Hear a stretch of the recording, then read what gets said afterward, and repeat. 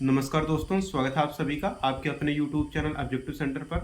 जो दोस्तों हम लोगों का ITI फिटर फर्स्ट ईयर का जो शेड्यूल चल रहा था पूरा, तो उसमें दोस्तों जो चैप्टर नंबर 2 है बेसिक फिटिंग, उसी का क्वेश्चन आज हम लोग इस वीडियो में कवर करने वाले हैं।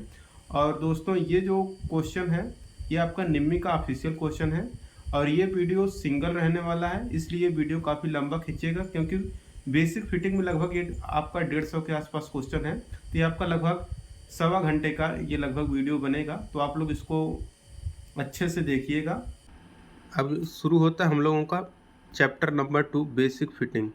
इसमें दोस्तों 21 नंबर का क्वेश्चन कह रहा है कि फाइल में यक्स के रूप में चिन्हित भाग का नाम क्या है।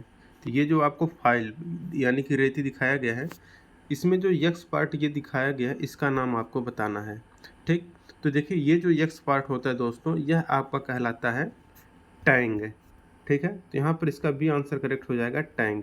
टैंग उसको कहते हैं जो हिस्सा लकड़ी के अंदर रहता है, यानी कि अगर आप लोग देखेंगे तो मैं बता दूं जो आपका टैंग है इस तरह से कुछ हिस्सा लकड़ी के अंदर होगा और यहाँ से लेकर यहाँ तक ये जो पूरा का पूरा रेड कलर से मैं रंगा हूँ अंदर का, ये पूरा का पूरा आपका टैंग कहलाएगा। ठीक है, और ये जो आपका ऊपरी प्लेट है जिस पर खांचे कटे हैं इसको हम लोग फेस बोलते हैं। ठीक है, और ये जो आपका है साइड में ये आपका होता है एज। ठीक है, मैं इसको आपको अगर डिटेल में समझाऊं तो आप लोग इस फिगर से आप लोग अच्छे से समझ सकते हैं।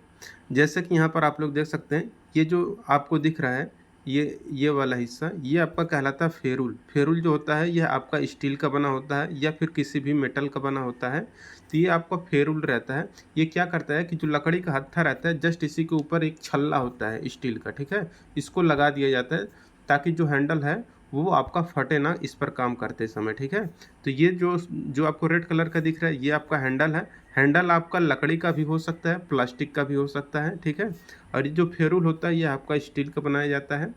अब इसके बाद ये देखिए टैंग होता है, जो लकड़ी के अंदर हिस्सा ये रहता है ये आपका टैंग होता है। ठीक है, और ये जो कर्व भाग होता है, कर्व वाला भाग, इसको हम लोग शोल्डर बोलते हैं यानी कि कंधा।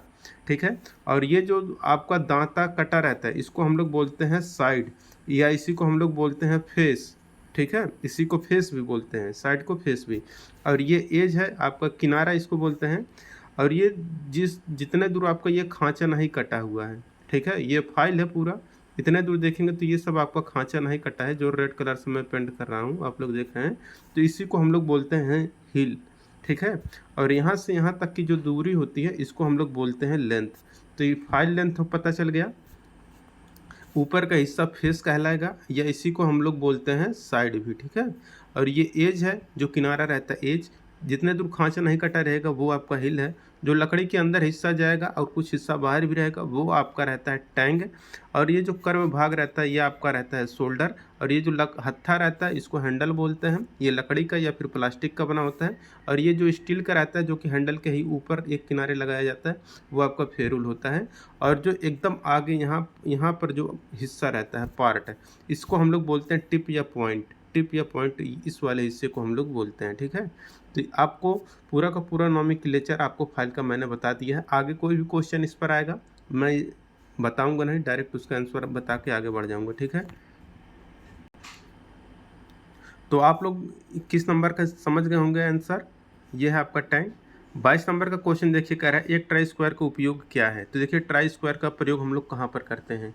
तो ट्राई स्क्वायर का प्रयोग हम लोग दोस्तों चेक करते हैं उसको समकोण जांच करने के लिए। तो समकोण को जांच करने के लिए हम लोग ट्राई स्क्वायर का प्रयोग करते हैं। ठीक है, तो समकोण की जांच करने के लिए हम लोग ट्राई स्क्वायर का प्रयोग करते हैं।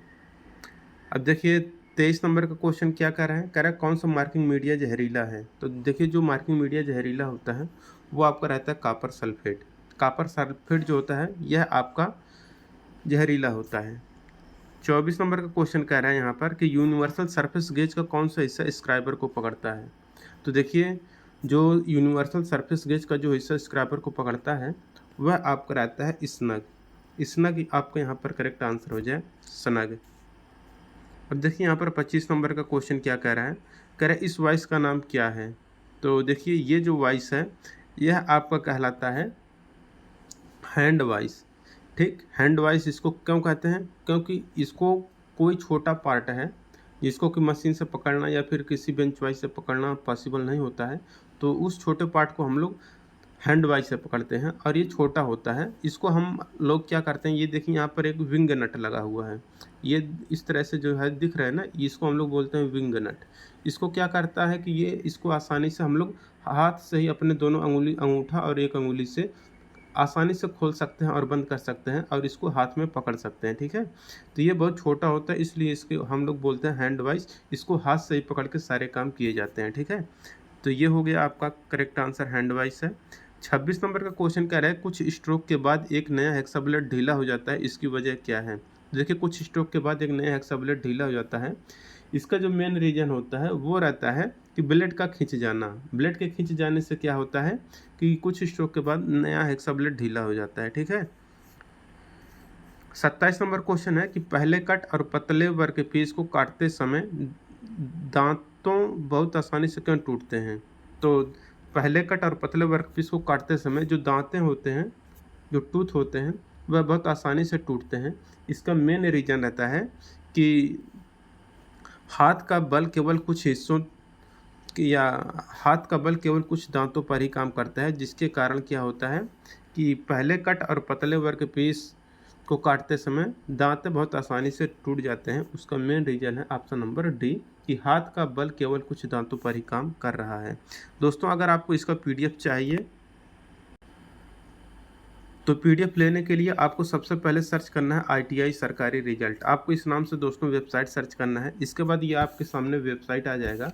जैसे ये वेबसाइट आ जाता है, इसके बाद यहाँ पर दोस्तों जाएंगे, इस वेबसाइट पर आईटीआई सरकारी रिजल्ट का ऑफिशियल वेबसाइट है। इस पर जैसे ही आएंगे, इसके बाद दोस्तों आप लोगों को जानना है, यहाँ पर ये जो 3 लाइन दिख रहा है, इस पर आप लोग जैसे ही क्लिक करेंगे दोस्तों, तो यहाँ पर देखिए एक सेक्शन मिलेगा आईटीआई एग्ज़ाम का। बस इसी आईटीआई एग्ज़ाम वाले सेक्शन पर आपको क्लिक कर देना है। जैसे ही क्लिक करेंगे तो आईटीआई से संबंधित जितने भी अपडेट होते हैं, आईटीआई एग्ज़ाम से संबंधित सारे के सारे अपडेट आपको ऑफिशियल यहाँ पर आपको मिल जाएगा।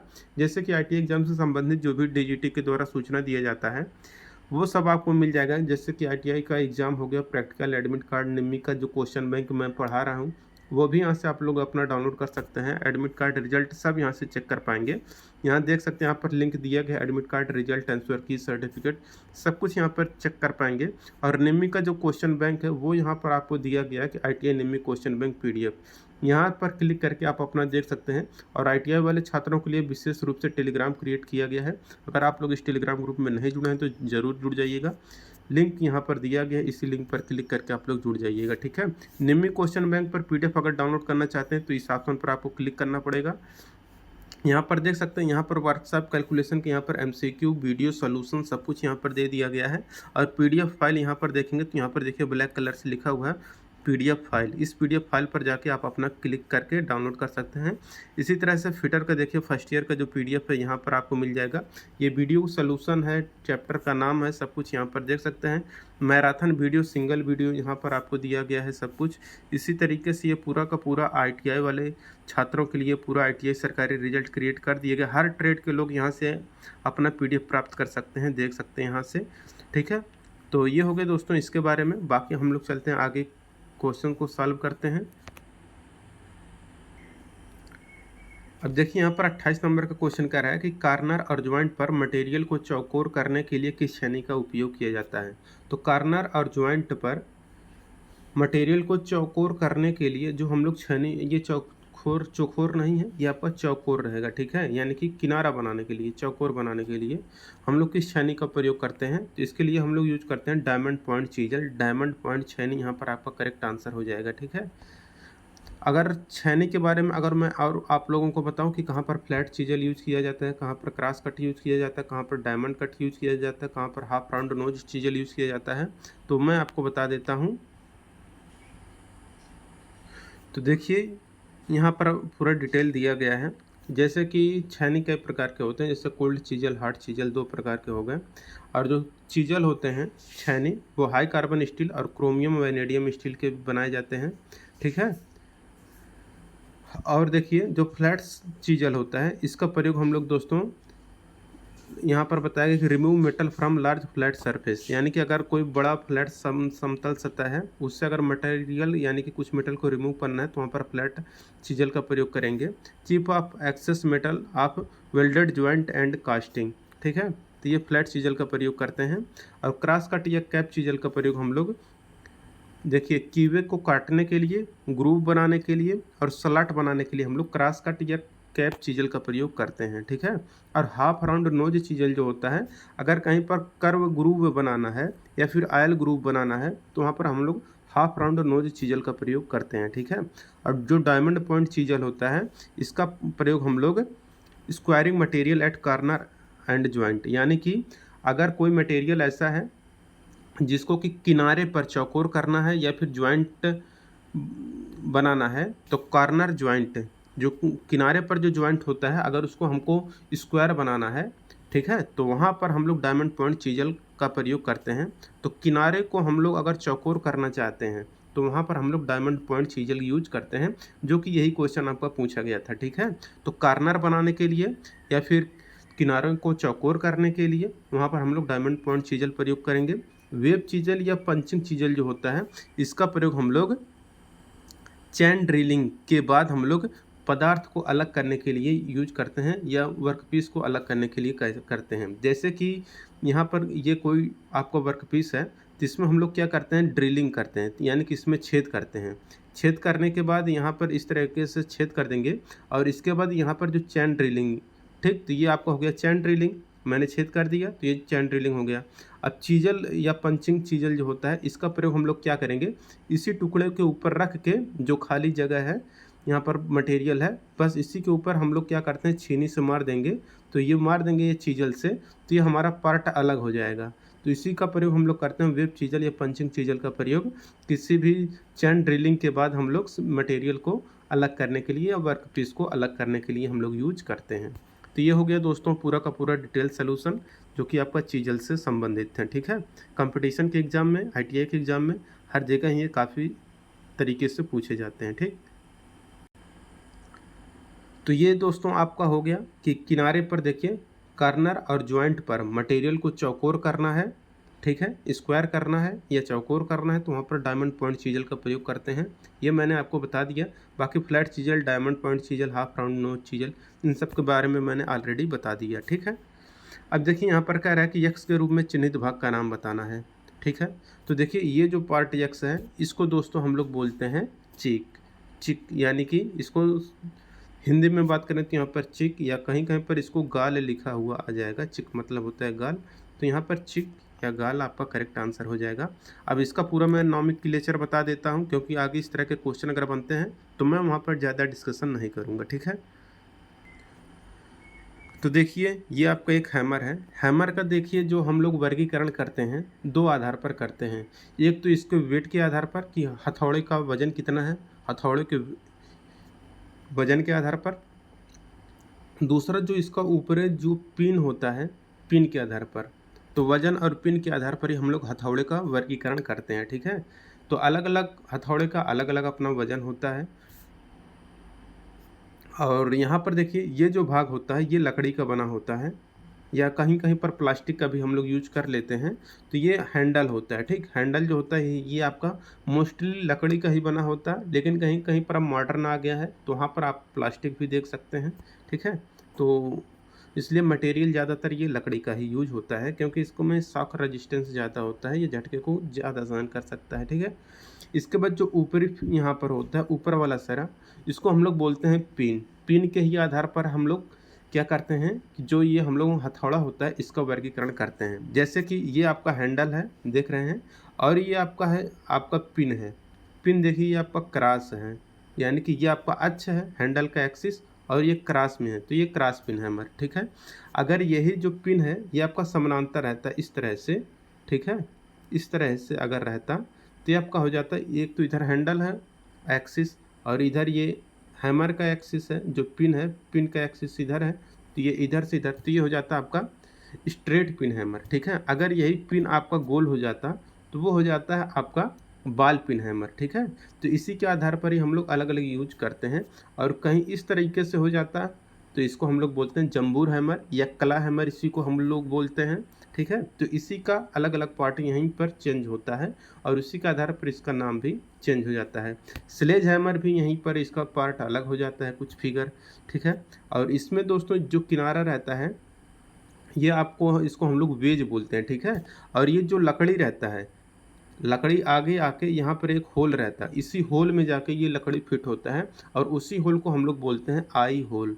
ठीक है, आई होल, इसी को हम लोग बोलते हैं आई होल, जिसमें ये लकड़ी, जिसमें ये जो मटेरियल रहता है, हथौड़ी रहता है, इसमें जो हिस्सा खाली होता है जिसमें कि लकड़ी फिट होता है, हैंडल फिट होता है, उसको हम लोग आई होल बोलते हैं। ठीक है, बाकी ये जो कर्व भाग होता है नीचे की तरफ, इसको हम लोग नेक बोलते हैं, यानी कि गर्दन बोलते हैं। बाकी ये जो पूरा का पूरा ये जो फेस होता है ना, इसमें हथौड़ी का पूरा वेट हम लोग मान सकते हैं, इसी को ही हम लोग चीक बोलते हैं। ये जो प्लेट रहता है, फेस रहता है इस तरह के, मतलब ये जो हिस्सा रहता है इसी को हम लोग चीक बोलते हैं। ठीक है, और जो नीचे का हिस्सा जिससे को हम लोग चोट मारते हैं, वही नीचे का हिस्सा जो होता है वही हमारा फेस होता है। ठीक है, तो ये हो गया दोस्तों आपका, मैंने पूरा नॉमेनक्लेचर बता दिया है। अब आगे कोई भी क्वेश्चन आएगा मुझे इसके बारे में डिटेल समझाना नहीं रहेगा, कि अब यही है कि ये हैंडल है जो कि लकड़ी का बना होता है या प्लास्टिक का बना होता है। ऊपरी जो हिस्सा होता है उसको हम लोग पिन बोलते हैं, पिन के ही आधार पर हम लोग इसका वर्गीकरण करते हैं। ठीक है, और वजन के आधार पर इसका वर्गीकरण करते हैं। तो यहाँ पर पिन है, तो अगर क्रॉस है ऊपर वाला पिन तो क्रॉस पिन हैमर, गोल है तो बॉल पिन हैमर। अगर ये समानांतर में है एक्सिस के, हैंडल के एक्सिस के, तो ये आपका स्ट्रेट पिन हैमर हो जाएगा। और ये अगर कील निकालने के लिए यूज होता है तो ये क्लैव हैमर हो जाता है। कुछ इस तरीके से इसमें खांचे रहते हैं, इसी बीच में जाके कील फंसा के निकाल लेते हैं। ठीक है, बाकी ये जो लकड़ी जिसमें लगाया जाता है वो आपका आई कहलाता है, आई। और ये साइड में जो हिस्सा रहता है ये आपका वेज है, ये चिक है। बाकी नीचे का जो हिस्सा रहता है ये आपका फेस कहलाता है, और ये जो कर्व भाग होता है ये आपका नेक कहलाता है। ठीक है, तो ये इसके बारे में हो गया कंप्लीट। अब देखिए ये 30 नंबर का क्वेश्चन आ चुका है कि काटने वाले छेनी का प्रतीक क्या बता रहा है। तो यहाँ पर देखिए ये गामा की बात किया है, यहाँ पर ये गामा किसको बता रहा है। तो देखिए ये जो गामा है दोस्तों यह आपका कहलाता है रैक एंगल। ठीक है, मैं यहाँ पर अब आपको पूरा डिटेल बताने वाला हूँ। देखिए ये आपका है रैक एंगल। ठीक है, रैक एंगल कहाँ से कहाँ तक होता है, ये जो अल्फ़ा पार्ट है ना, अल्फ़ा, ये आपका कहलाता है रैक एंगल, अल्फ़ा। सो मतलब ये गामा की तरह दिख रहा है ना, तो ये आपका रैक एंगल है। ठीक है, अब यहाँ से यहाँ तक जो बीटा वाला है, ये बीटा वाला, इसको हम लोग बोलते हैं पॉइंट एंगल। ठीक है, यानी कि यहाँ से यहाँ तक की दूरी, यहाँ से यहाँ तक की जो दूरी है इसको हम लोग बोलते हैं पॉइंट एंगल। ये क्या है, पॉइंट एंगल। ठीक है, पॉइंट एंगल, ये है आपका रैक एंगल, ये है आपका बीटा वाला, और ये अल्फ़ा वाला जो है ये आपका कहलाता है क्लियरेंस एंगल। ठीक है, बाकी ये जो एक्सिस यहाँ से होके जा रहा है आप लोग देख पा रहे होंगे, यहाँ से ये डाट डाट जो जा रहा है, यहाँ से लेके यहाँ तक की जो दूरी होती है इसको हम लोग मतलब ये एंगल होता है, इसको बोलते हैं हम लोग एंगल ऑफ इंक्लिनेशन, यानी कि झुकाव का कोण। ठीक है, तो ये आप लोगों को समझ में आ गया होगा अच्छे तरीके से। मैंने यहाँ पर पूरा बता दिया है कि कौन सा रैक एंगल है। तो ये जो दिख रहा है ये आपका रैक एंगल है, ये आपका पॉइंट एंगल है, ये जो है आपका क्लियरेंस एंगल है, और यहाँ से यहाँ तक का जो एंगल बनाएगा ये आपका झुकाव एंगल या एंगल ऑफ इंक्लिनेशन रहता है। ठीक है, तो यहाँ पर आपका करेक्ट आंसर क्या पूछा था कि ये गामा वाला, यानी कि ये वाला क्या है, आपका रैक एंगल ही है। ठीक है, अब देखिए अगला क्वेश्चन क्या कह रहा है। अगला क्वेश्चन है आपका 31 नंबर का। 31 नंबर का क्वेश्चन कह रहा है कि धातु के उस गुण का नाम बताइए जिसमें वह बिना टूटे तार में खींचा जा सकता है। तो बिना टूटे जो तार में खींचा जा सकता है वह हम लोग, वो जो मटेरियल रहता है वह आपका रहता है डक्टिलिटी, यानी कि तन्यता। ठीक है, 32 नंबर क्वेश्चन है कि थिम्बल के एक डिवीजन की स्पिंडल मूवमेंट क्या होगी जब स्पिंडल थ्रेड 0.5 mm पिच का है, क्या होगा 0.01 mm का। ठीक है, अब देखिए वर्नियर कैलिपर की रीडिंग क्या है। तो देखिए वर्नियर कैलिपर की ये जो रीडिंग है यह आप देखेंगे तो यह आपका आएगा दोस्तों 35.4 mm आपका यहाँ पर करेक्ट आंसर आएगा। ये यहाँ पर किनारे पर देखिएगा, यहाँ पर देखिए यहाँ पे, तो ये 35.4 mm पर जाएगा। ठीक है, 35.4 mm पे। तो ये हो गया दोस्तों इसके बारे में। और यहाँ पर देखिए 34 नंबर का क्वेश्चन करें कि वर्नियर बेवल प्रोटेक्टर की रीडिंग क्या है। तो ये जो दोस्तों वर्नियर बेवल प्रोटेक्टर है इसकी रीडिंग है दोस्तों, ये आप देखेंगे तो ये आपका आएगा, ये 40 से तो ज़्यादा ही है, तो 40 से ज़्यादा है तो यहाँ पर 41.5 जो है आपका करेक्ट आंसर हो जाएगा, 41.50, ठीक है, मिनट हो जाएगा, ये यहाँ पर मिनट हो जाएगा।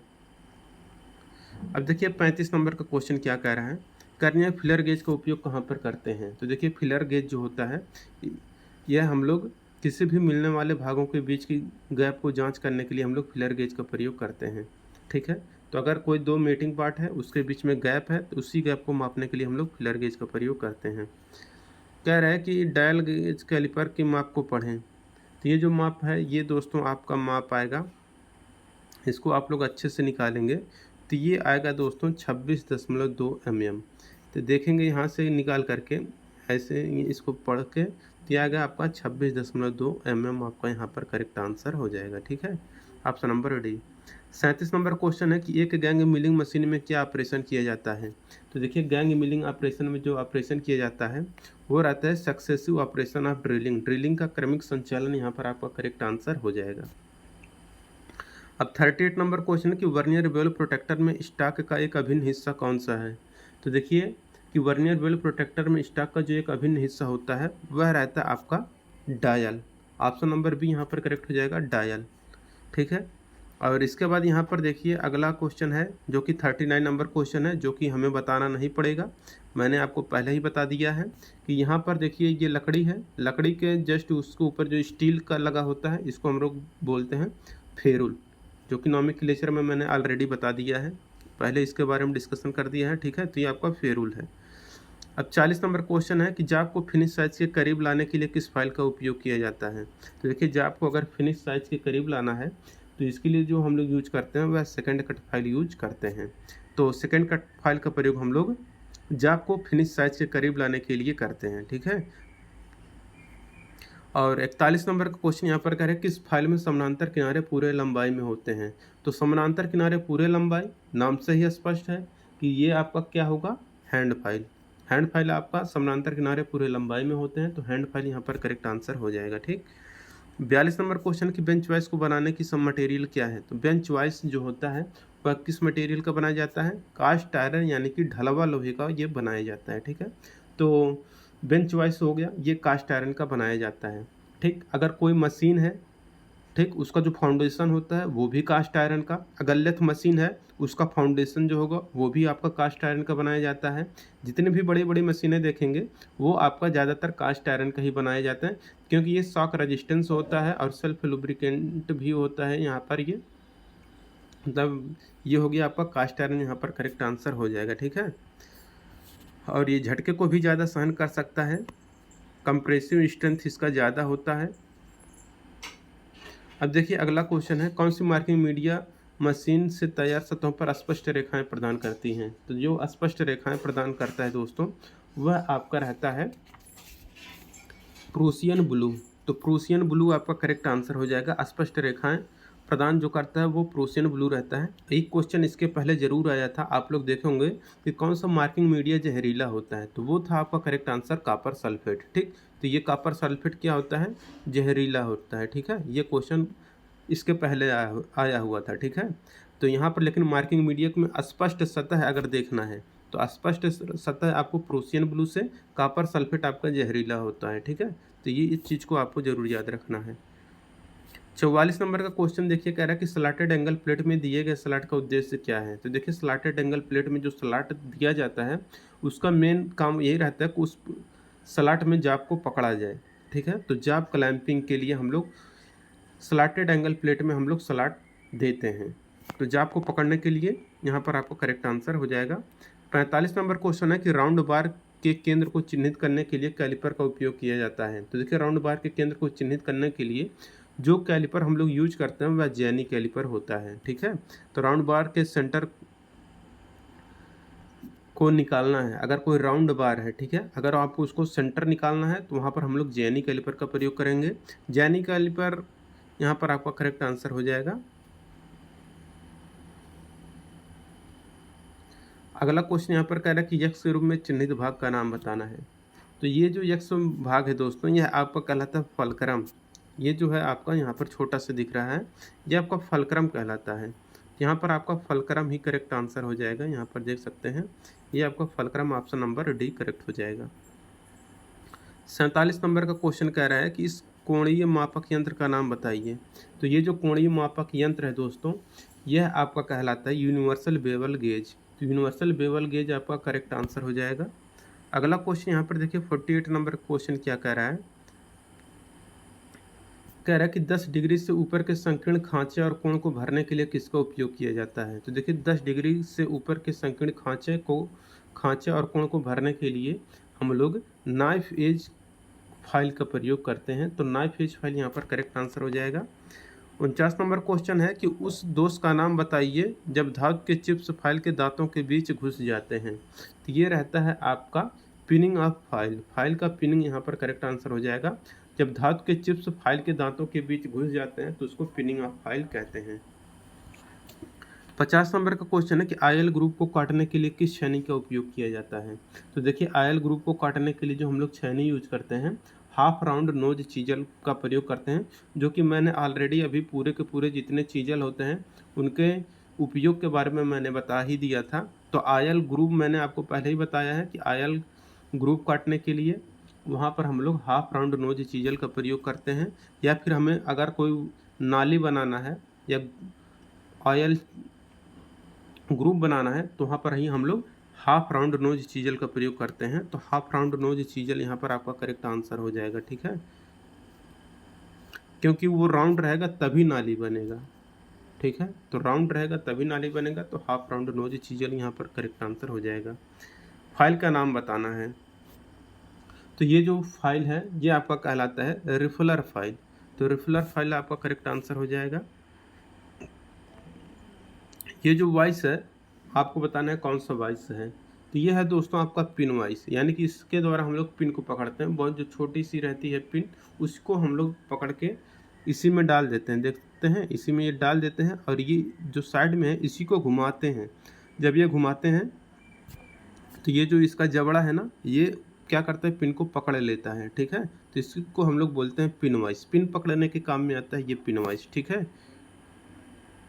अब देखिए 53 नंबर क्वेश्चन है कि हैवी ड्यूटी वर्क के लिए किस ग्राइंडिंग मशीन का उपयोग किया जाता है।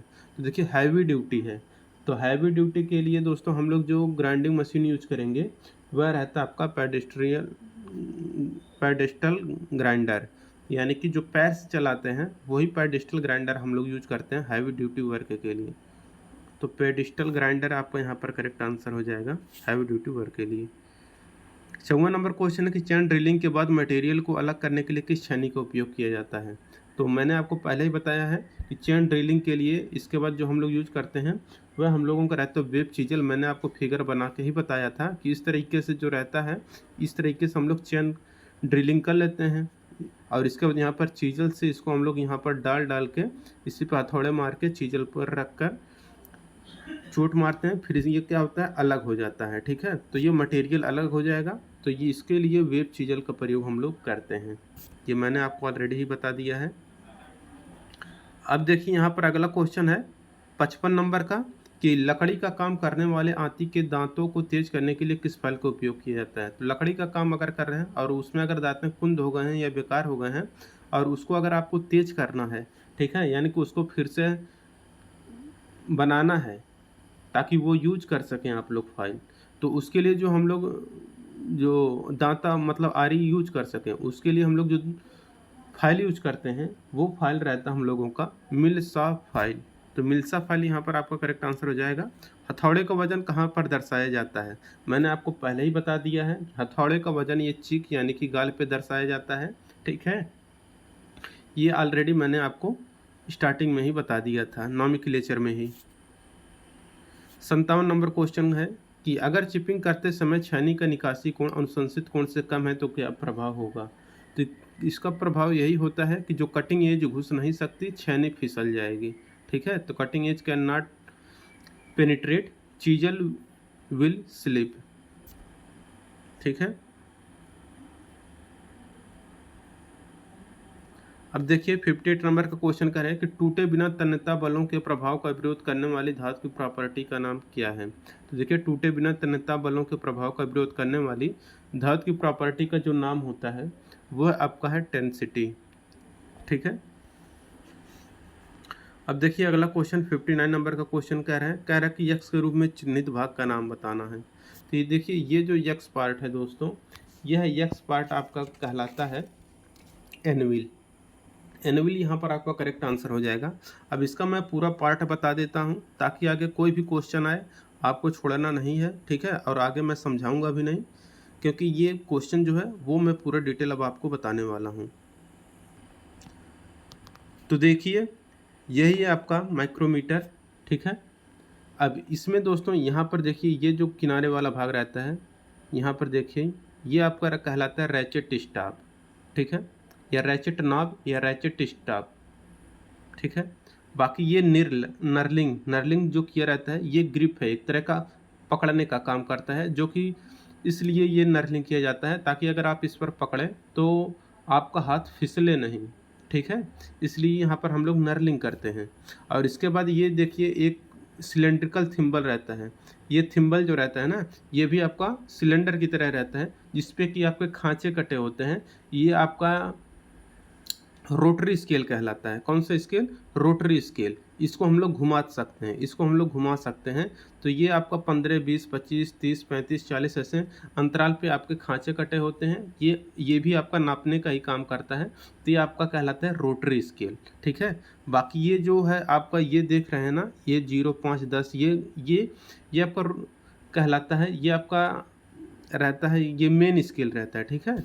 तो ये आपका जो यहाँ पर देखिए जूम करके दिखाया गया है, यह आपका है मेन स्केल। बाकी यहाँ पर ये जो है आपको देख सकते हैं, इसको हम लोग घुमा करके इसको हम लोग, जैसे ये जाब है, यहाँ पर जाब को हम लोग यहाँ पर पूरा फिक्स कर दिए स्पिंडल से, जिसको यहाँ पर लॉक नट से हम लोग इसको लॉक कर देते हैं। तो अब हम इसका नाप ले सकते हैं। तो जब यहाँ से लॉक हो जाएगा लॉक नट से, तो यहाँ से इसका रीडिंग लेंगे, फिर ये जो सिलेंड्रिकल स्केल है इसका भी रीडिंग लेंगे, फिर जाके हम लोग फार्मूला यूज करते हैं कि डायमेंशन टू बी मेजर्ड। तो यहाँ पर मेन स्केल रीडिंग जैसे कि ये आपका 0, 5, 10 है ना, जैसे यहाँ पर आया हुआ है, तो ये 10 जैसे आपका आया, तो यहाँ पर देखिए 10 आ गया। तो ये आपका मेन स्केल की रीडिंग कितना है यहाँ पर, तो मेन स्केल की रीडिंग यहाँ पर 10 है। तो यहाँ पर देखिए यहाँ पर मेन स्केल की रीडिंग 10 लिख दिए, और यहाँ पर देखिए प्लस क्या करेंगे, सर्कुलर स्केल रीडिंग। तो यहाँ पर सर्कुलर स्केल रीडिंग यानी कि जो थिम्बल है, इसको जब हम लोग घुमा घुमा के देखते हैं तो ये इस रेखा के जो सीध में आएगा, जैसे यहाँ पर इस रेखा की सीध में कितना आया है, तो वो हम लोग देखते हैं। ठीक है। तो ये आपका आ जाता है, जैसे कि ये 10 प्लस ये 5.5 आया था, तो ये 10 प्लस 0.5 ये तो मेन स्केल की रीडिंग हो गई थी, तो यहाँ पर 10.5 हो गया। और इसी तरीके से यहाँ पर आपका आता है सर्कुलर स्केल रीडिंग। तो सर्कुलर स्केल की रीडिंग यहाँ पर देखिए ये आपका 15 आया हुआ है, तो 15 तो हम लोग यहाँ पर लिखेंगे ही, प्लस इसके बाद हम लोग लिस्ट काउंट। तो यहाँ पर देखिए माइक्रोमीटर का जो लिस्ट काउंट होता है वो होता है 0.01। ठीक है। तो इस तरीके से इन दोनों का गुणा करके और इन सबको जोड़ लेंगे फिर, तो ये आपका इस तरीके से आपका ये आंसर आ जाएगा। क्वेश्चन भी आगे आएगा तो वहाँ पर मैं आपको समझाऊंगा नहीं, बस आप लोग यही फार्मूला आप लोग अपना यूज कर लीजिएगा और क्वेश्चन को सॉल्व कर लीजिएगा। ठीक है, मैं आगे आपको नहीं समझाऊंगा, मैं इसी क्वेश्चन में पूरा का पूरा डिटेल समझा दिया हूँ। बाकी ये जो पार्ट पूछा था, जो कि आपके क्वेश्चन में पूछा गया था कि ये वाला जो पार्ट होता है ये क्या कहलाता है, तो यहाँ पर जो पार्ट होता है ये आपका एनुअल कहलाता है। और जो फिगर दिखाया गया था उसमें ये जो जाब था, वर्क पीस था, ये आपका नहीं दिया गया था, ये आपका स्पिंडल है। ठीक है। और यहाँ पर ये जो कर्व भाग होता है इसको हम लोग बोलते हैं यू फ्रेम, या फ्रेम बस बोलते हैं, या फिर यू फ्रेम बोलते हैं। ठीक है। हार्डेंड एंड है ये आपका हार्डेंड एंड, और ये आपका स्लीव कहलाता है, या इसी को मेन स्केल भी हम लोग बोलते हैं। ठीक है। या इसी को बैरल भी हम लोग बोल देते हैं। ठीक है। तो अलग अलग नाम से इसको हम लोग जानते हैं। तो यहाँ पर मैंने पूरा का पूरा नॉमेनक्लेचर बता दिया है। आगे इस पर कोई भी क्वेश्चन आएगा हम डायरेक्ट आपको आंसर बता के आगे बढ़ जाएंगे। ठीक है। तो ये हो गया दोस्तों आपका 59 नंबर का क्वेश्चन कि यहाँ पर यक्स पार्ट जो है यह आपका कहलाता है एनविल। ठीक है। जब यहाँ इसी बीच में पकड़ा जाता है। ठीक है, ये मैंने आपको बता दिया। ये भाग मैंने आपको पहले ही बताया है, ये रैचेट स्टॉप या रैचेट नॉब होता है। ये थिम्बल है, थिम्बल इसी को हम लोग बोलते हैं रोटेटिंग स्केल। और ये आपका जो है यहाँ पर आपका मेन स्केल रहता है, ठीक। इसी तो ये हो गया आपका, इसी को हम लोग मेन स्केल बोलते हैं या बैरल, और इसी को या स्लीव भी बोलते हैं। बाकी ये आपका यू फ्रेम है या फ्रेम, ये आप लोग बोल सकते हैं। ये एनविल है, आप लोग जान ही रहे हैं। बाकी ये जो पार्ट है ये आपका स्पिंडल है, ये वाला जो पार्ट है स्पिंडल है, ठीक है। तो ये सब कुछ हो गया आपका। स्पिंडल लॉक यहाँ पर देखिए, ये स्पिंडल लॉक जो है, ये जो ब्लैक कलर से दिया हुआ है ये आपका स्पिंडल लॉक है, ठीक है। तो यहाँ पर ये सब कुछ हो गया। अब देखिए 60 नंबर क्वेश्चन है कि मीट्रिक ऑक्साइड माइक्रोमीटर की एक्यूरेसी क्या है। तो देखिए मीट्रिक ऑक्साइड माइक्रोमीटर की जो एक्यूरेसी होती है यह होता है दोस्तों 0.01 mm का, ठीक है। 61 नंबर का क्वेश्चन देखिए क्या कह रहा है, कह रहा है यक्ष रूप में चिन्हित भाग का नाम क्या है। तो देखिए यहाँ पर जो यक्ष भाग है दोस्तों, ये यक्ष पार्ट जो होता है ये आपका कहलाता है पॉइंट एंगल। कौन सा एंगल? तो पॉइंट एंगल कहलाता है, ठीक है। बाकी देखिए ये जो हिस्सा रहता है इसको हम लोग बोलते हैं लिप, ठीक है, ठीक। तो इसको हम लोग बोलते हैं लिप। बाकी यहाँ पर ये देखिए ये जो है एंगल एक्स पार्ट है इसको हम लोग पॉइंट एंगल बोलते हैं। तो ये पॉइंट एंगल हो जाएगा, तो यहाँ पर पॉइंट एंगल आपका करेक्ट आंसर हो जाएगा। 62 नंबर क्वेश्चन यहाँ पर देखिए कह रहे हैं कि ड्रिल शंक में किस प्रकार का टेपर दिया जाता है। तो देखिए ड्रिल शंक में जिस प्रकार का टेपर दिया जाता है वह रहता है आपका मॉर्स टेपर, ठीक है। और 63 नंबर क्वेश्चन है कि मशीन स्पिंडल से ड्रिल और सॉकेट निकालने के लिए किसका उपयोग किया जाता है। तो मशीन स्पिंडल से ड्रिल और सॉकेट निकालने के लिए हम लोग ड्रिफ्ट का प्रयोग करते हैं। अब देखिए 64 नंबर क्वेश्चन है कि प्रतिबंधित स्थान में उपयोग किए जाने वाले टैप रिंच का नाम क्या है। तो देखिए जहाँ पर तंग स्थान रहता है या प्रतिबंधित स्थान में उपयोग किए जाने वाला जो टैप रिंच का नाम जो होता है वह टैप रिंच रहता है आपका टी हैंडल टैप रिंच, ठीक है। तो टी हैंडल टैप रिंच आपका करेक्ट आंसर हो जाएगा।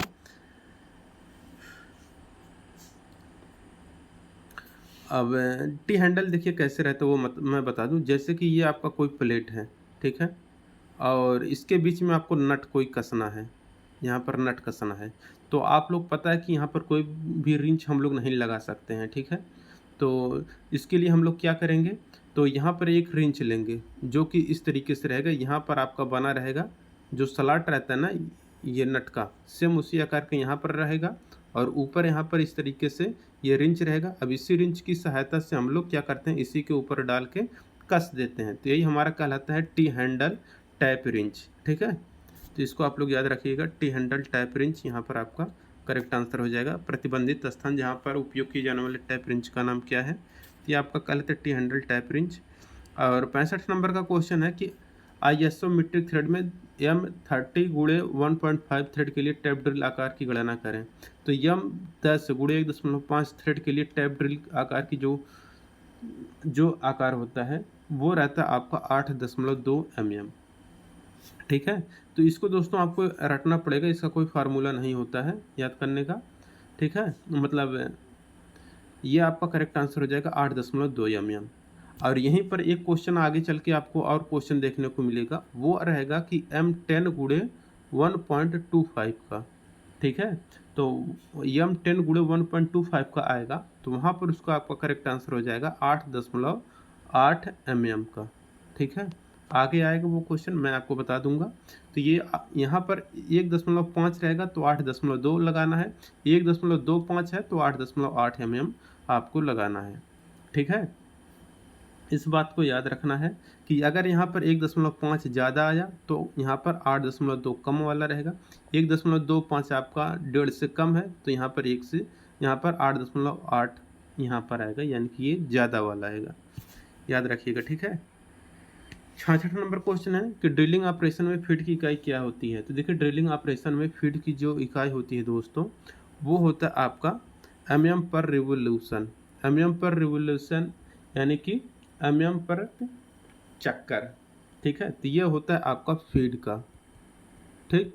और स्पीड जो होता है वो मीटर प्रति मिनट होता है, स्पीड का यानी कि गति, SPWD, ठीक। स्पीड, तो स्पीड का क्या होता है मीटर पर मिनट, फीड का होता है mm पर रिवोल्यूशन, ठीक।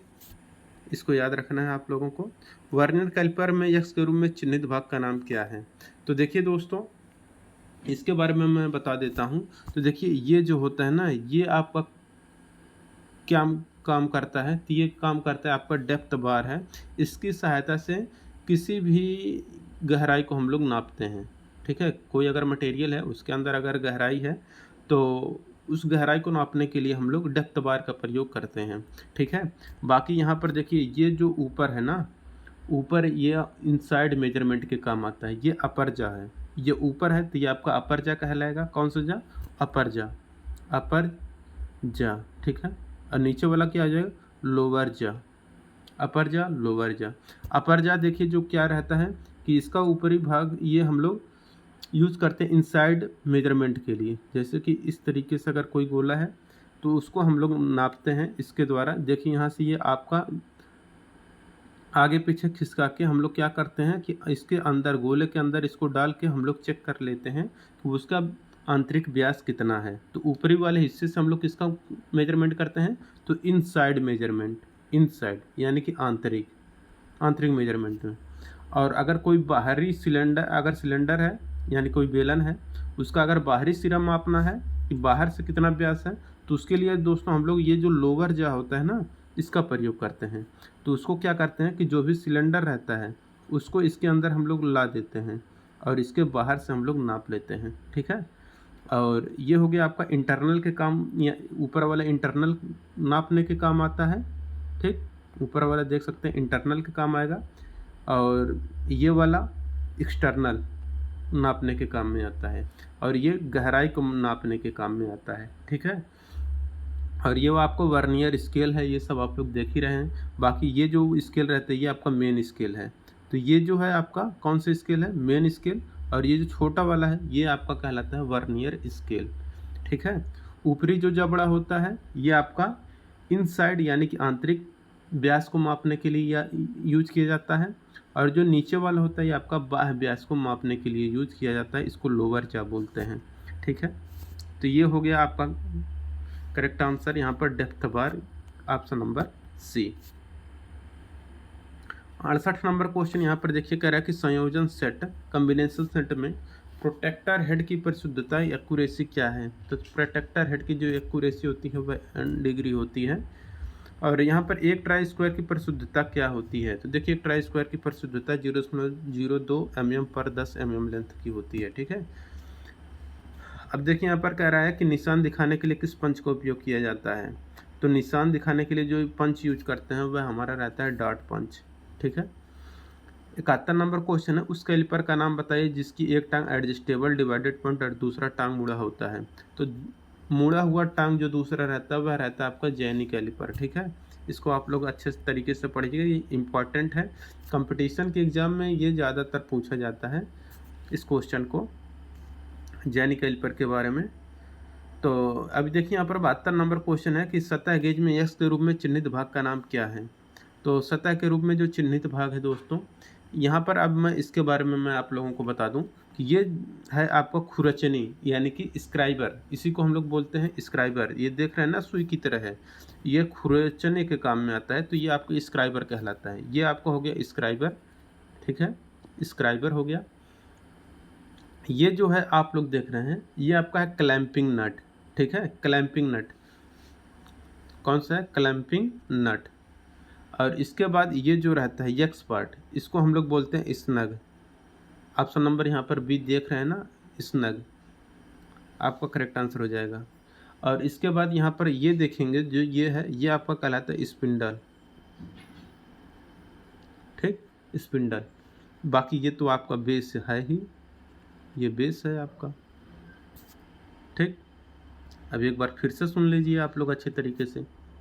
ये स्क्राइबर हो गया, ये आपका क्लैंपिंग नट हो गया, यक्स पार्ट आपका स्नग हो गया, ये स्पिंडल हो गया, और ये अब नीचे का पार्ट आपका बेस है, आधार, ठीक?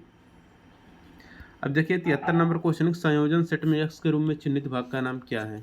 तो देखिए यहाँ पर जो यक्स भाग होता है, यहाँ पर यक्स पार्ट है, यह आपका कहलाता है प्रोटेक्टर हेड। तो यहाँ पर प्रोटेक्टर हेड आपका करेक्ट आंसर हो जाएगा, प्रोटेक्टर हेड है ये। 74 नंबर क्वेश्चन देखिए, कह रहा है किस प्रकार के डेटम का पालन किया जाता है।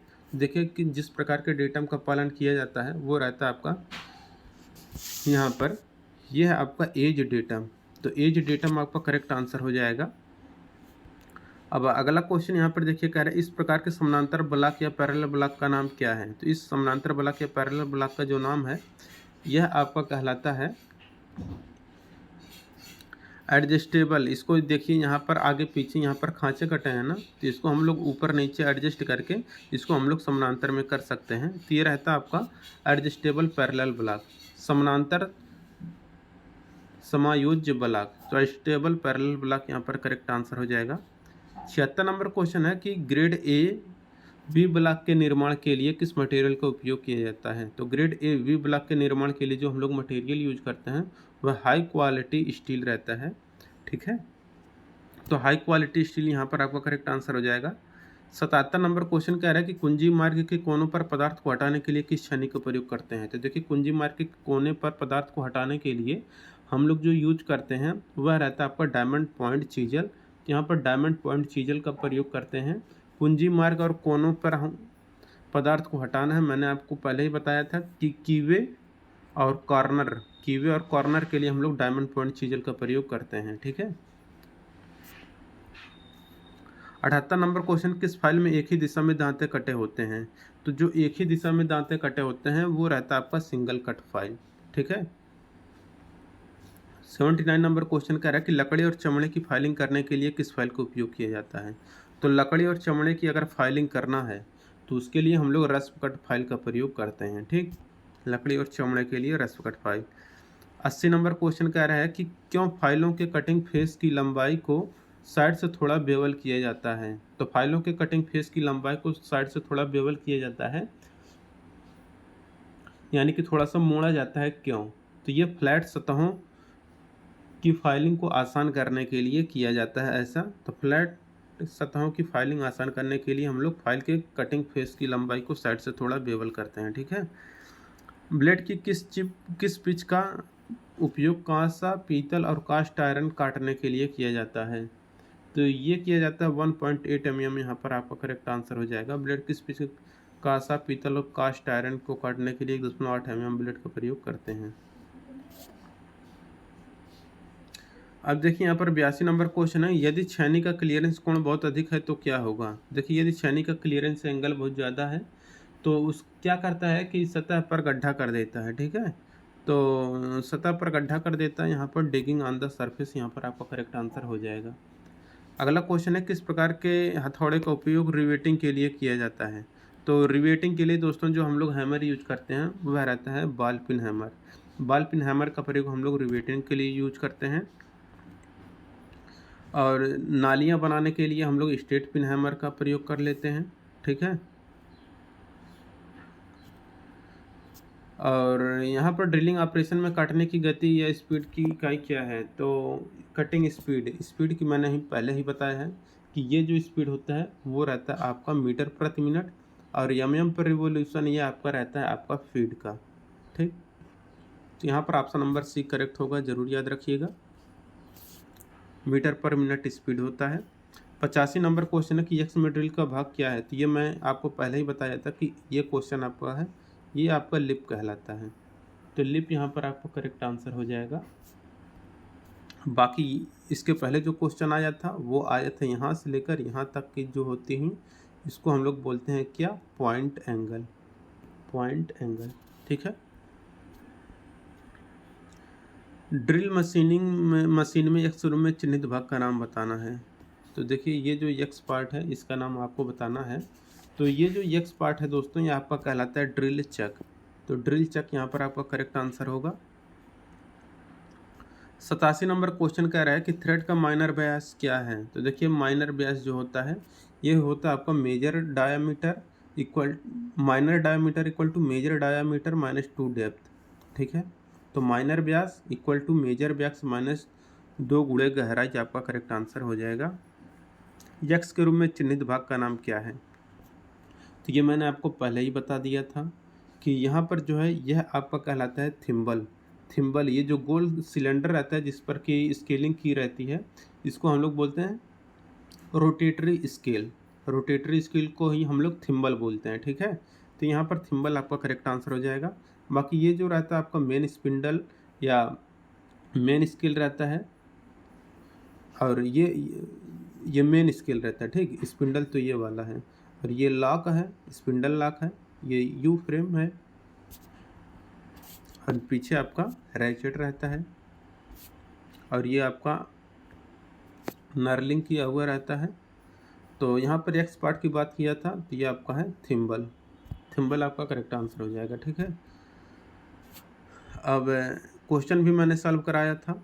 अब इसी तरह से 50 से 75 mm का आउटसाइड माइक्रोमीटर की रीडिंग, तो आप उसी तरीके से निकाल लेंगे इसका भी रीडिंग। तो 63.63 mm आपका करेक्ट आंसर हो जाएगा, मैंने आपको भी बता ही दिया था, उसी तरीके से निकाल लीजिएगा।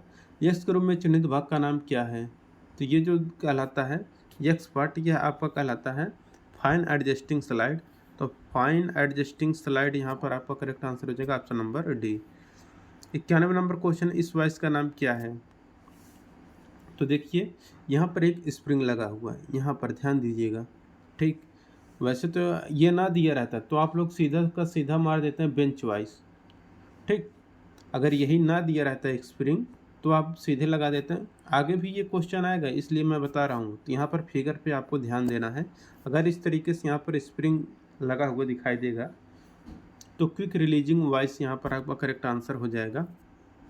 तो यह आपका क्विक रिलीजिंग वॉइस का फिगर, ठीक है। क्योंकि दोनों में आपको अंतर करना है, तो वही चीज़ जो मैं आपको घेर के बताया हूँ, वही चीज़ आपको अगर दिखेगा तो ये क्विक रिलीजिंग वॉइस हो जाएगा, ठीक है। बाकी बेंच वॉइस का फिगर सेम वैसे रहेगा, लेकिन वो आपका जो मैंने बताया घेरा है, वहाँ पर वो उस स्प्रिंग टाइप का नहीं दिखेगा। बाकी इसका नॉमेनक्लेचर मैंने ऑलरेडी बता ही दिया है, तो इसको भी बताने की ज़रूरत नहीं पड़ेगा। ये है आपका एज, इसी को सेफ एज वो भी यहाँ पर दिया गया है, ठीक है। एज, ये आपका हैंडल है, ये आपका फेरूल है, ये आपका कंधा है, ये आपका हिल है, ये आपका टैंग है, ये आपका फेस है, ये टिप या पॉइंट है, ये आपका एज है, ठीक। बाकी यहाँ से यहाँ तक की दूरी ये आपका लेंथ है। अब 93 नंबर का क्वेश्चन देखिए, यहाँ पर कह रहा है किस ऑपरेशन का नाम क्या है? तो ये जो आपको ऑपरेशन दिखाया गया है, यह आपका कहलाता है चेकिंग फ्लैटनेस। यही आपका है दोस्तों आपका ट्राई स्क्वायर। ट्राई स्क्वायर की सहायता से हम लोग फ्लैटनेस को चेक करते हैं, ठीक है। तो ये हो गया आपका करेक्ट आंसर। समतलता की जांच कर रहा है यहाँ पर। कौन सा मार्किंग मीडिया रफ फोर्ज और कास्टिंग पर लगाया जाता है? रफ फोर्जिंग और कास्टिंग पर जो लगाया जाता है वह रहता है वाइट वाश। तो वाइट वाश यहाँ पर आपका करेक्ट आंसर हो जाएगा, ठीक। अब अगला क्वेश्चन यहाँ पर देखिए क्या कह रहा है, 95 नंबर का क्वेश्चन। यहाँ पर कह रहा है कि पुनः तेज किया हुआ डिवाइड बिंदु को फिनिश करने के लिए किसका उपयोग किया जाता है? तो देखिए पुनः तेज किया हुआ डिवाइड बिंदु को फिनिश करने के लिए जो यूज किया जाता है वह रहता है आपका आयल स्टोन। आयल स्टोन यहाँ पर आपका करेक्ट आंसर हो जाएगा। 96 नंबर का क्वेश्चन कर कि बेवल प्रोटेक्टर का उपयोग क्या है? तो देखिए बेवल प्रोटेक्टर का जो उपयोग किया जाता है वह कोण को मापने के लिए किया जाता है, ठीक है। ये जो फाइल दिखाया गया है ये आपका कौन सा फाइल कहलाता है? तो ये जो फाइल है ये आपका टिंकर फाइल का फिगर दिया गया है, ठीक। तो टिंकर फाइल यहाँ पर आपका करेक्ट आंसर हो जाएगा। 98 नंबर क्वेश्चन है कि खोखली बेलनाकार जाप को पकड़ने के लिए किस वॉइस का उपयोग करते हैं? तो खोखली बेलनाकार जाप को पकड़ना है तो नाम से स्पष्ट है, सिलेंड्रिकल जाब है, तो इसके लिए हम लोग पाइप वॉइस का प्रयोग करेंगे, ठीक। तो पाइप वॉइस यहाँ पर आपका करेक्ट आंसर हो जाएगा। अब देखिए 99 नंबर क्वेश्चन कह रहे हैं यहाँ पर कि कंड्यूट और अन्य पतली ट्यूब को काटने के लिए हेक्साब्लेड के किस पिच का उपयोग किया जाता है? तो इसके लिए यूज किया जाता है 0.8 mm का, ठीक है। अब देखिए 100 नंबर क्वेश्चन कह रहा है कि विभिन्न प्रोफाइल को काटने के लिए किस धातु काटने वाली सा का उपयोग करते हैं?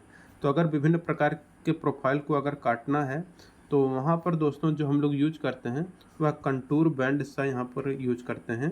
तो कंटूर बैंड सा आपका यहाँ पर करेक्ट आंसर हो जाएगा।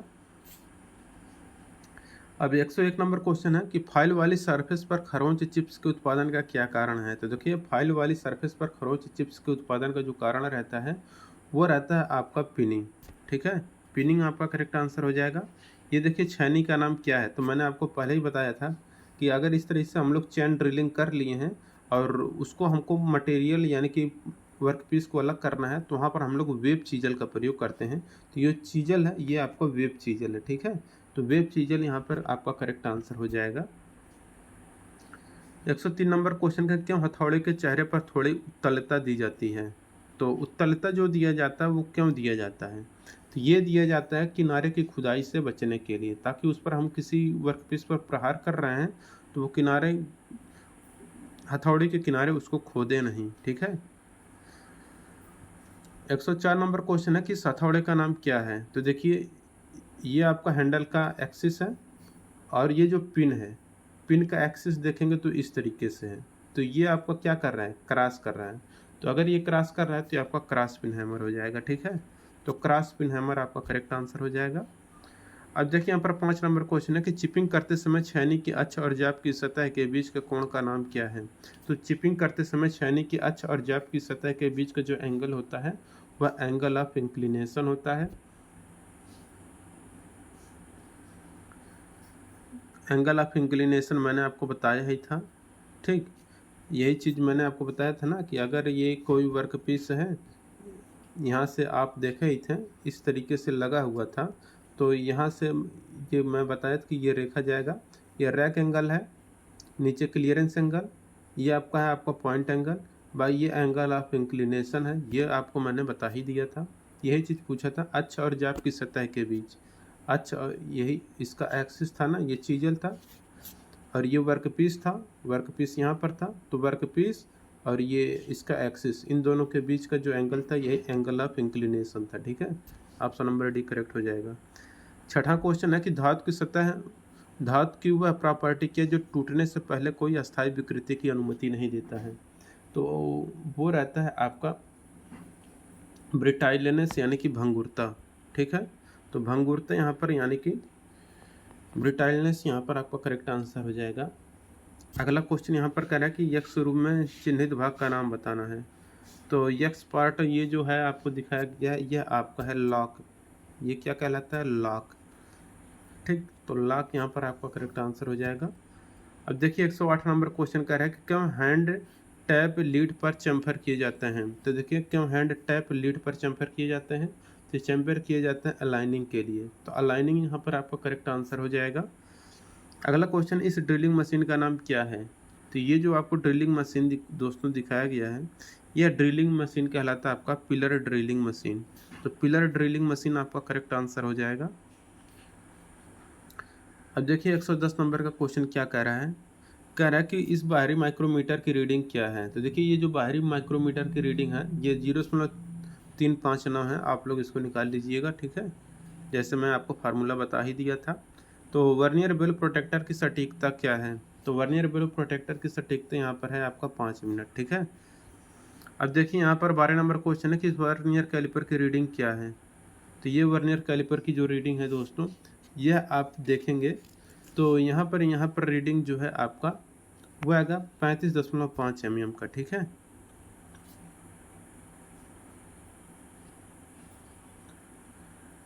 अब 113 नंबर क्वेश्चन है कि क्यों सतह प्लेट तनाव मुक्त अच्छी कास्ट आयरन के बने होते हैं? तो सतह प्लेट तनाव मुक्त अच्छी कास्ट आयरन के बने होते हैं, तो ये टू प्रिवेंट डिस्टॉर्शन यानी कि विकृति को रोकने के लिए सतह प्लेट तनाव मुक्त अच्छी कास्ट आयरन से बने होते हैं। 14 नंबर का क्वेश्चन यहाँ पर करा है कि समायोज्य समानांतर ब्लॉक एडजस्टेबल पैरेलल ब्लॉक का मुख्य लाभ क्या है? तो विभिन्न ऊंचाई निर्धारित करने के लिए यहाँ पर आपका करेक्ट आंसर हो जाएगा टू सेट डिफरेंट हाइट। विभिन्न ऊंचाई निर्धारित करने के लिए हम लोग क्या करते हैं? पैरेलल एडजस्टेबल ब्लॉक हम लोग यूज करते हैं। अब देखिए, एक पैरेलल एडजस्टेबल ब्लॉक वही जो मैं आपको दिखाया था ना कि ये यहाँ से सरकने वाला था, खांचे बने होते हैं, तो वही था आपका पैरेलल आपका एडजस्टेबल ब्लॉक। तो यूनिवर्सल सरफेस गेज के किस भाग का उपयोग आवश्यक सही पोजीशन पर स्क्राइबर सेट करने के लिए किया जाता है? तो ये जो सेट किया जाता है फाइन एडजस्टमेंट स्क्रू, यहाँ पर आपका करेक्ट आंसर हो जाएगा, ठीक? अब देखिए यहाँ पर है कि कन्वर्ट 1 मीटर इंटू मिलीमीटर, तो 1 मीटर को मिलीमीटर में बदलना है, तो 1 मीटर को मिलीमीटर में बदलेंगे तो वह 1000 mm आएगा, ठीक है। अब देखिए इस वी ब्लॉक का नाम क्या है, तो वी ब्लॉक का नाम आपको बताना है। तो ये जो आपको ब्लॉक दिख रहा है ये single level single group V block है। तो single level single group V block आपका करेक्ट आंसर हो जाएगा। 118 नंबर क्वेश्चन है कि संयोजन सेट कॉम्बिनेशन सेट में एक्स के रूप में चिन्हित भाग का नाम क्या है। तो ये जो चिन्हित भाग है यह आपका कहलाता है एक्स पार्ट, यह आपका है स्क्राइबर। स्क्राइबर आपका करेक्ट आंसर हो जाएगा। अब देखिए 119 नंबर का क्वेश्चन कह रहा है कि राउंड बार के केंद्र को खोजने के लिए किस कैलिपर का उपयोग करते हैं। तो राउंड बार के केंद्र को खोजना है अगर, तो इसके लिए दोस्तों हम लोग जैनी कैलिपर का यूज करते हैं। मैं आपको ये क्वेश्चन पहले भी आ चुका है, वो मैं बता दिया हूँ कि अगर आपको सेंटर खोजना है तो जैनी कैलिपर का प्रयोग हम लोग करते हैं।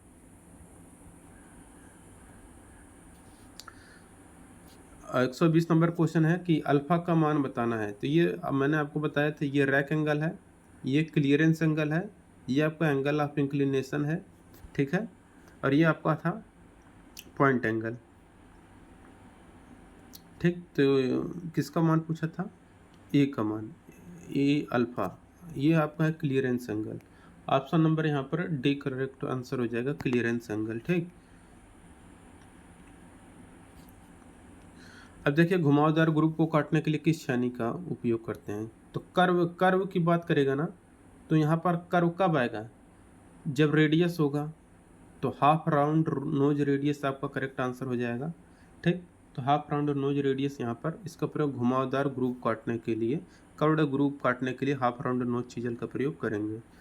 मार्किंग उद्देश्य के उपयोग से किए जाने वाले हथौड़े का वजन कितना है। तो मार्किंग के लिए जो हथौड़ा यूज करते हैं वह लगभग 250 ग्राम का होना चाहिए, ठीक है। अब देखिए विकर्ण फाइलिंग के अनुचित तरीके का प्रभाव क्या है। तो देखिए विकर्ण फाइलिंग के अनुचित तरीके का जो प्रभाव है वो है कि अनइवन सरफेस फिनिश, असमान फिनिश सतह आपका करेक्ट आंसर हो जाएगा। 124 नंबर क्वेश्चन है कि वेल्डेड ज्वाइंट और कास्टिंग से अतिरिक्त धातु को हटाने के लिए किस छेनी का उपयोग करते हैं। तो देखिए वेल्डेड ज्वाइंट और कास्टिंग से अतिरिक्त धातु को हटाने के लिए जो छेनी हम लोग यूज करते हैं वह छेनी रहता है हम लोगों का फ्लैट चीजल, ठीक।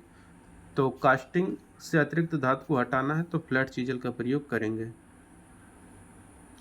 इस फाइल का नाम बताना है। तो ये जो फाइल है ये आपका रोटरी फाइल है, यानी कि ये सिलेंड्रिकल है, आप लोग देख सकते हैं। ये आपका कोनिकल टाइप का है, तो ये आपका हो जाएगा रोटरी फाइल। ये घूम घूम के काम करता है, ठीक है, एक्सिस पर घूम घूम के। फाइल के फेस पर चाक क्यों लगाया जाता है। तो देखिए फाइल के फेस पर जो चाक लगाया जाता है वह लगाया जाता है पेनिट्रेट और चिपिंग को कम करने के लिए, ठीक।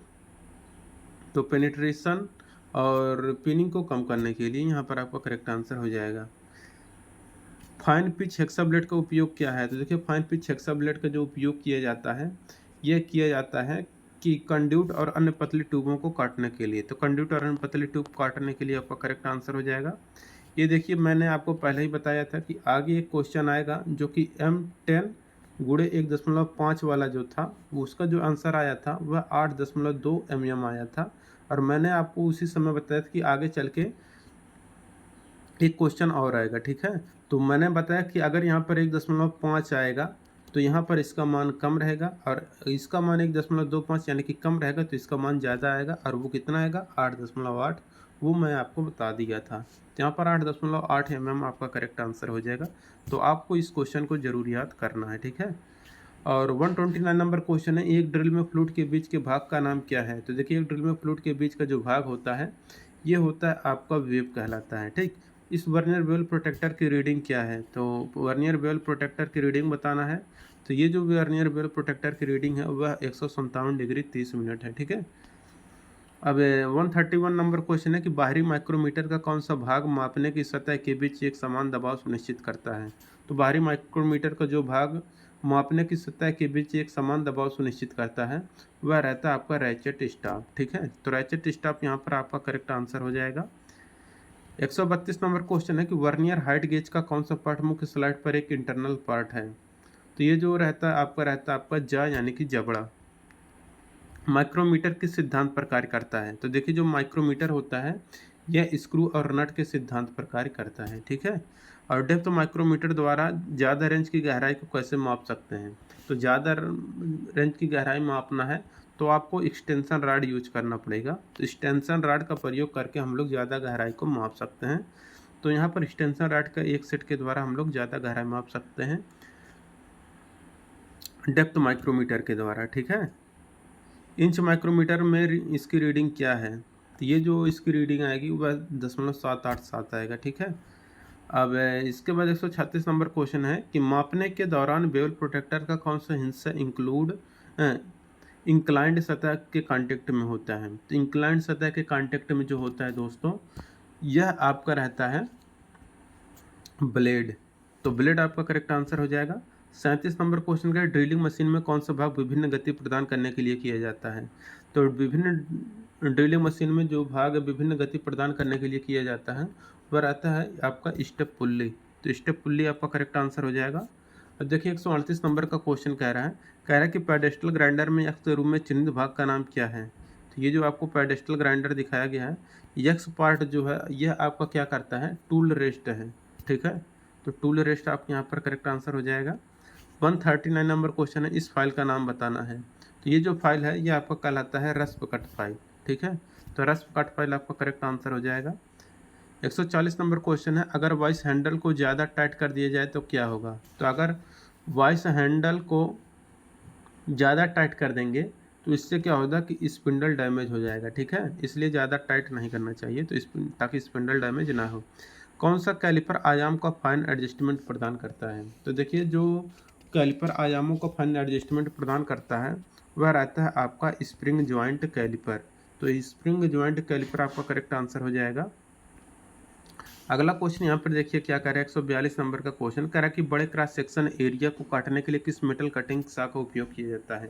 तो बड़े क्रॉस सेक्शन एरिया को काटने के लिए जिस मेटल कटिंग सा का उपयोग हम लोग करते हैं वह रहता है आपका सर्कुलर, ठीक है।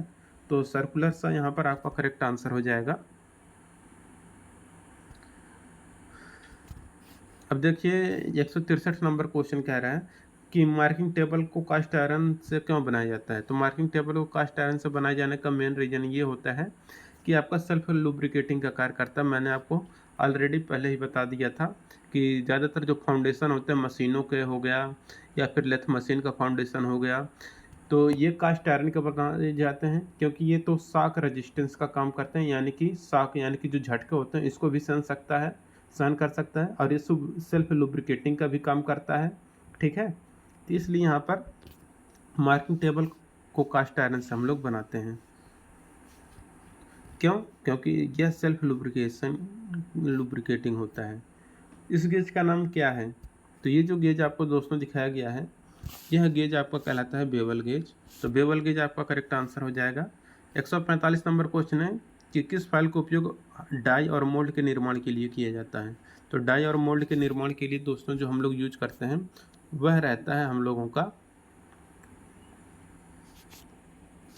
रोटरी फाइल, ठीक। तो डाई और मोल्ड के निर्माण के लिए हम लोग रोटरी फाइल का प्रयोग करते हैं। अगला क्वेश्चन है कि फाइलों के दांतों के बीच फंसी धातु की चिप्स को हटाने की विधि क्या है? तो फाइलों के दांतों के बीच फंसी धातु की चिप्स को हटाने की जो विधि है वह आपका रहता है कॉपर स्ट्रिप। 47 नंबर क्वेश्चन के छोटे छोटे कार्य जिसमें फाइलिंग या ड्रिलिंग की आवश्यकता होती है उनको पकड़ने के लिए किस वॉइस का उपयोग करते हैं? तो टूल मेकर वॉइस का प्रयोग हम लोग इसके लिए करते हैं, ठीक है। किस हेक्सा ब्लेड का उपयोग घुमावदार रेखाओं के साथ काटने के लिए किया जाता है? कर्व लाइन की बात किया है तो फ्लेक्सिबल ब्लेड होना चाहिए, ठीक है, तभी वो काट सकेगा। तो ब्लेड अगर फ्लेक्सिबल है तभी वो घुमावदार सतह को काट सकेगा। 49 नंबर क्वेश्चन है कि शनि का उपयोग कीवे काटने के लिए, कीवे यानी कि ग्रूव काटना है वो भी कर्व वाला, कीवे काटना है यहाँ पर। तो यहाँ पर देखिए अच्छा कीवे है यानी कि सलाठी काटना है, खांचा काटना है, तो यहाँ पर हम लोग यूज करेंगे क्रॉस कट चीजल, ठीक है। तो क्रॉस कट चीजल आपका करेक्ट आंसर हो जाएगा। 150 नंबर क्वेश्चन की एक्स रूप में चिन्हित भाग का नाम बताना है। तो मैंने आपको बताया इसको हम लोग बोलते हैं पिन। अगर ये गोल है तो बॉल पिन हैमर, स्ट्रेट है एक्सिस के तो स्ट्रेट पिन हैमर, क्रॉस में है तो क्रॉस पिन हैमर। ठीक, तो ये पिन कहलाता है, एक्स पार्ट। बाकी ये पार्ट जो रहता है आपका चिक कहलाता है, नीचे का भाग फेस कहलाता है, ये आई होल कहलाता है, ये आपका हैंडल कहलाता है, और ये जो किनारा रहता है इसको हम लोग एज बोलते हैं। 151 नंबर क्वेश्चन देखिए, कह रहा है कि छेने की धार पर क्राउनिंग करने का उद्देश्य क्या है। तो देखिए, छेने की धार पर क्राउनिंग करने का मेन उद्देश्य जो रहता है वह क्या रहता है कि प्रिवेंट डिगिंग ऑफ कॉर्नर, कोनों की खुदाई को रोकना। ठीक है, यहाँ पर आपका करेक्ट आंसर हो जाएगा। धातु काटने की प्रक्रिया में टूल को वर्क सरफेस से रगड़ने को कैसे रोकें। तो ये रहता है आप लोगों का कि इंक्रीज क्लियरेंस एंगल, धातु काटने की प्रक्रिया में टूल के वर्क सरफेस से रगड़ने को कैसे रोक सकते हैं कि क्लियरेंस एंगल को बढ़ा करके। तो 152 के यहाँ पर सी आंसर करेक्ट हो जाएगा। धातु की उस प्रॉपर्टी का नाम बताइए जो शॉक या इम्पैक्ट को सहन कर सकता है। तो शॉक और इम्पैक्ट को जो सहन कर सकता है वो रहता है आपका टफनेस, यानी कि कड़ापन, इसी को हम लोग बोलते हैं। 154 नंबर क्वेश्चन है, कौन सा पार्ट मेजरिंग फेस है जो बाहरी माइक्रोमीटर के फ्रेम में फिट होता है। तो ये रहता है आपका एनविल। तो एनविल आपका करेक्ट आंसर हो जाएगा। 155 नंबर क्वेश्चन है कि इस माइक्रोमीटर का नाम क्या है। तो देखिए, ये जो माइक्रोमीटर है इसका नाम आपको बताना है। ये जो माइक्रोमीटर है ये आपका कहलाता है डेप्थ माइक्रोमीटर। ठीक है। 156 नंबर क्वेश्चन है कि मशीन स्पिंडल पर ड्रिल चक को कैसे पकड़ा जाता है। तो देखिए, मशीन स्पिंडल पर ड्रिल चक को जो हम लोग पकड़ते हैं ये हम लोग पकड़ते हैं बाई आर्बर के द्वारा पकड़ते हैं। कौन सी ड्रिलिंग मशीन में स्पिंडल हेड को कॉलम के पास और दूर करा जाता है। तो ये जो रहता है दोस्तों, यह आपका रहता है रेडियल ड्रिलिंग मशीन। तो रेडियल ड्रिलिंग मशीन यहाँ पर दिया गया है, आपका करेक्ट आंसर हो जाएगा option number C. 158 number question है, किस स्क्रू थ्रेड में क्रेस्ट और रूट को राउंड किया जाता है। तो जिस स्क्रू थ्रेड में क्रेस्ट और रूट को राउंड किया जाता है वो रहता है आपका BSW थ्रेड। तो BSW थ्रेड आपका करेक्ट आंसर हो जाएगा। इस टाइप रिंच का नाम बताना है। तो ये जो टाइप रिंच है ये आपको सॉलिड टाइप रिंच कहलाता है। ऑप्शन नंबर यहाँ पर भी करेक्ट हो जाएगा। 160 नंबर क्वेश्चन है कि टैप ड्रिल साइज की गणना करने का सूत्र क्या है। ये क्वेश्चन पहले भी आ चुका था इसी टाइप का। तो tap drill size equal to major diameter -2 depth हो, यहाँ पर करेक्ट आंसर हो जाएगा। 161 नंबर का क्वेश्चन यहाँ पर देखिए, कह रहे हैं कौन सी गतिविधि ड्रिलिंग करते समय ड्रिल बिट के अत्यधिक घिसना और आवाज़ का कारण बनती है। तो ये रहता है टूल सा फीड रेट। ठीक है। तो ड्रिलिंग करते समय ड्रिल बिट के अत्यधिक घिसना और आवाज़ करने का जो मेन रीज़न रहता है वो रहता है कि बहुत स्लो तरीके से फीड रेट प्रदान करना। 162 नंबर क्वेश्चन है कि इंच ग्रेजुएशन के साथ वाले वर्नियर कैलिपर की रीडिंग क्या है। तो इंच ग्रेजुएशन के साथ वाले वर्नियर कैलिपर की जो रीडिंग है यह रीडिंग है दोस्तों आप लोगों का 1.459। यहाँ पर आपका ऑप्शन नंबर बी करेक्ट हो जाएगा। ठीक है। 163 नंबर क्वेश्चन है कि कॉम्बिनेशन सेट के किस भाग का उपयोग 90 डिग्री और 45 डिग्री के कोण को चिन्ह और जांच करने के लिए किया जाता है। 90 और 45 डिग्री के लिए हम लोग यूज करते हैं दोस्तों स्क्वायर हेड स्क्रू का प्रयोग, स्क्वायर हेड का प्रयोग करते हैं। ठीक है। तो स्क्वायर हेड आपका करेक्ट आंसर हो जाएगा। एंगल प्लेट में रिब्स क्यों प्रदान किए जाता है। तो विकृति को रोकने के लिए हम लोग रिब्स प्रदान करते हैं। तो प्रिवेंट डिस्टॉर्शन, ऑप्शन नंबर यहाँ पर बी करेक्ट हो जाएगा, प्रिवेंट डिस्टॉर्शन। ठीक है। अब देखिए अगला क्वेश्चन यहाँ पर है 165 नंबर का। ठीक, 165 नंबर क्वेश्चन कह रहा है कि इस वी ब्लॉक का नाम बताना है। तो ये जो वी ब्लॉक कहलाता है दोस्तों ये डबल लेवल सिंगल ग्रूव है। तो डबल लेवल सिंगल ग्रूव आपका करेक्ट आंसर हो जाएगा। अब अगला क्वेश्चन है यहाँ पर कि स्टील की कितनी कार्बन कंटेंट फॉर्ज हो सकती है। तो ये रहता है अप टू 1.7%, आपका करेक्ट आंसर हो जाएगा। ठीक है। वीडियो अगर अच्छा लगा हो वीडियो को लाइक करिए और अपने दोस्तों के साथ शेयर करिए। जिनको PDF लेना है आप लोग टेलीग्राम जरूर ज्वाइन करें। टेलीग्राम दोस्तों जो है आप लोगों को ये मिल जाएगा ITI NCVT ग्रुप नाम से, आपको सर्च करना है, इसी टेलीग्राम को ज्वाइन कर लेना है ताकि कोई भी अपडेट आपको समय से मिलते रहे। ठीक, मिलेंगे नेक्स्ट वीडियो में। Thank you.